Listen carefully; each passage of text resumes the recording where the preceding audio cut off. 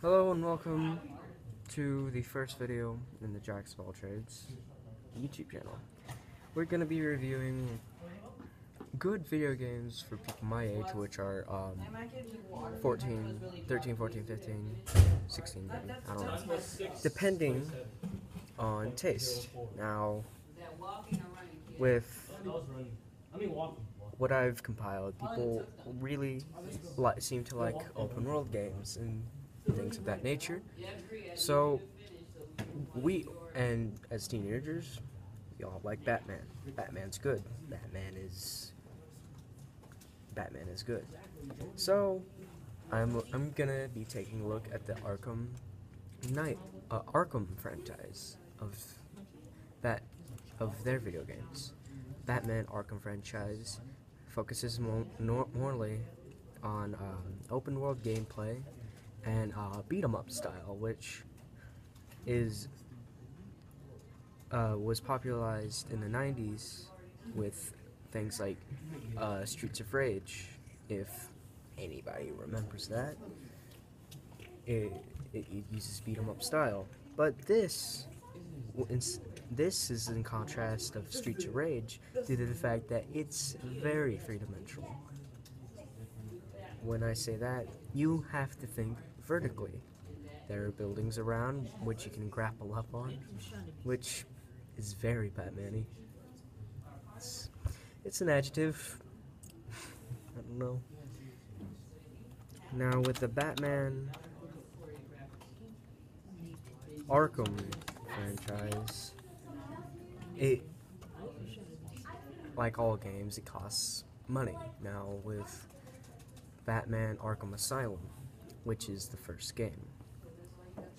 Now with this, it is rated T, and it's released on Windows, PC, basically any normal computer besides Macintosh, which also goes for Linux. If you run Linux as an OS, it also goes on PlayStation 3, Xbox 3, and Xbox 360.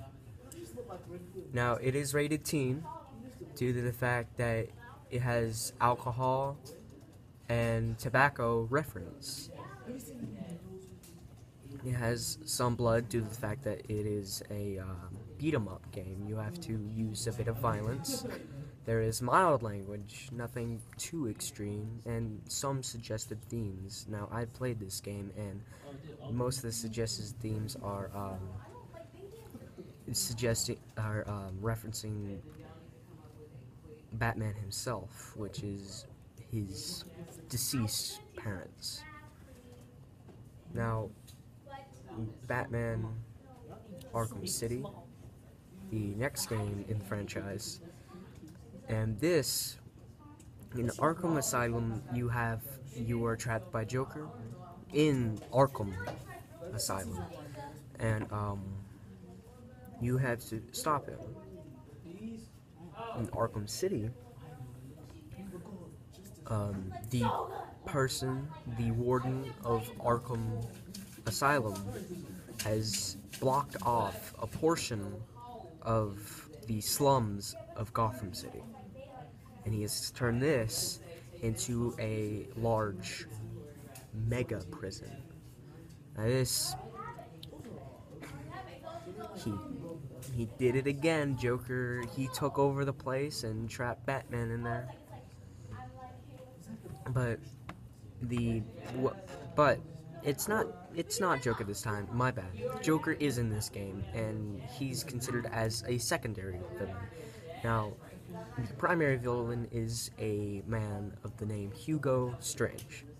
Hugo Strange, he got Bruce Wayne in Arkham City because he figured out his secret identity.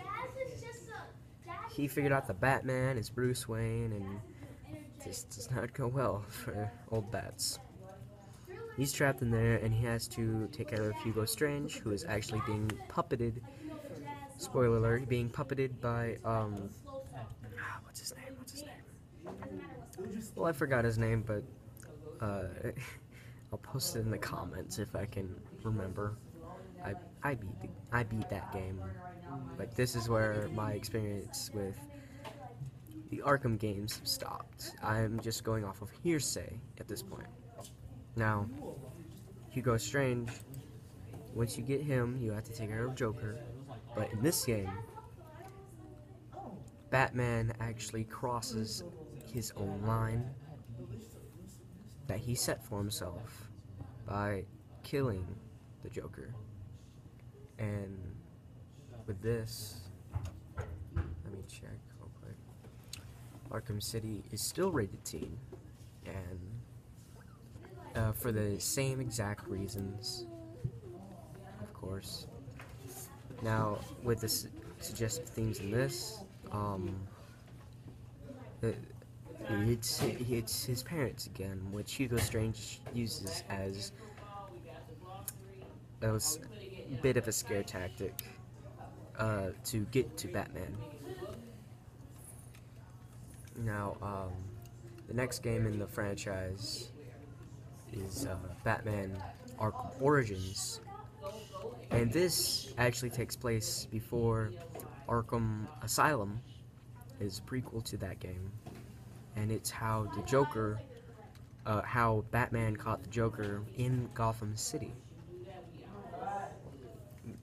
And it seems that it does have an online part of it.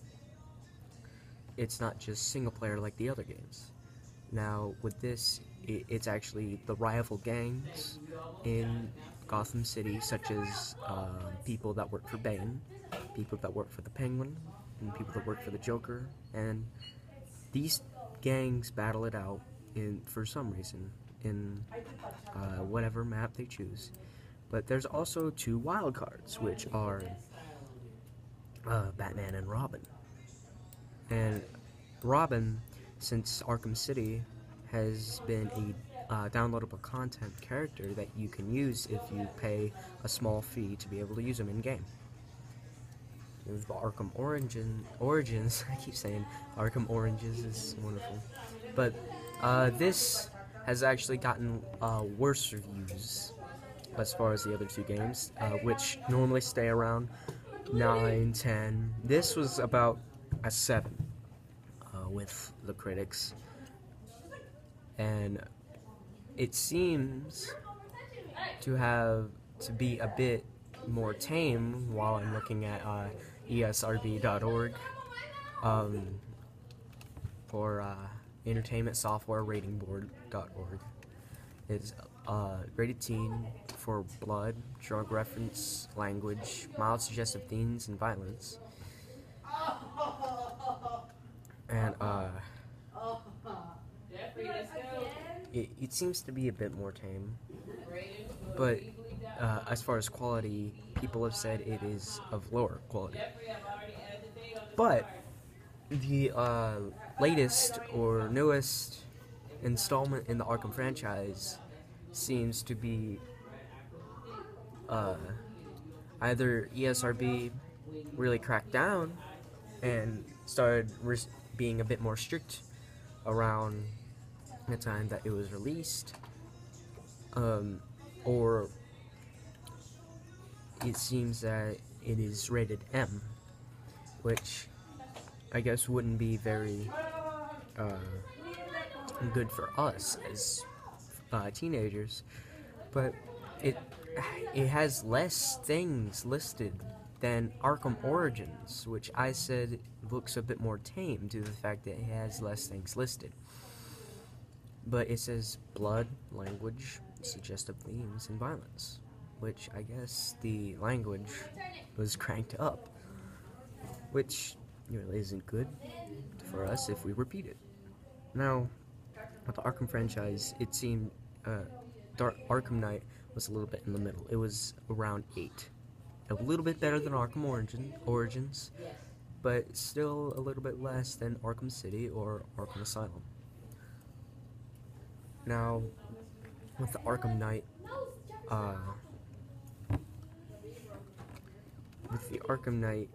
a mysterious person arises Now, this person is directed by a military force, which is directed by a Batman villain, Scarecrow. And we haven't seen this particular character in the series since his supposed death in Arkham Asylum. We see him again in Arkham Knight, and he actually is in charge of a small military force that is set on taking over Gotham City with Scarecrow's fear toxin. And his fear toxin makes you hallucinate about what you fear the most. And due to this, many people have died close to Batman. But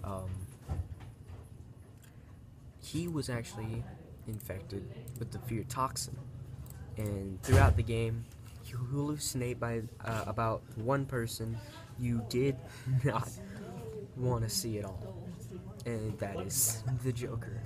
He taunts you after every corner you turn, after the point in the game where you you are infected with fear toxin, until the end of the story, which he rids him of his mind just in time to be able to beat Joker. Or, my bad, Scarecrow, just in time to be able to beat Scarecrow. Now, if you're not familiar with the Robins of the franchise, the Robin that you normally see in the Arkham franchise is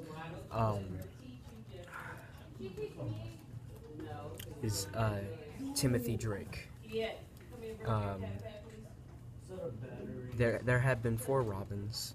The one after Timothy Drake in the Batman comics is another Wayne. He's a Batman's son, Damian Wayne. And before Timothy Drake was Jason Todd. And before that was Dick Grayson. And Dick Grayson makes an appearance in this game as Nightwing, what he became after he was Robin, and Jason Todd makes an appearance as well as, spoiler, fair warning, spoiler, the Arkham Knight. And the Arkham Knight is the commander of the military force. He's like the right-hand man to Scarecrow in this game. And Jason Todd, he was actually captured by Joker in the past, and that's why he is spiteful towards Batman. So I would highly suggest the Arkham franchise, but I wouldn't really suggest Arkham Knight due to the fact that it's a little bit above our pay grade in maturity-wise. This has been me talking about video games. I hope you enjoyed. I hope it was a little bit informative. And I hope you have a spectacular day.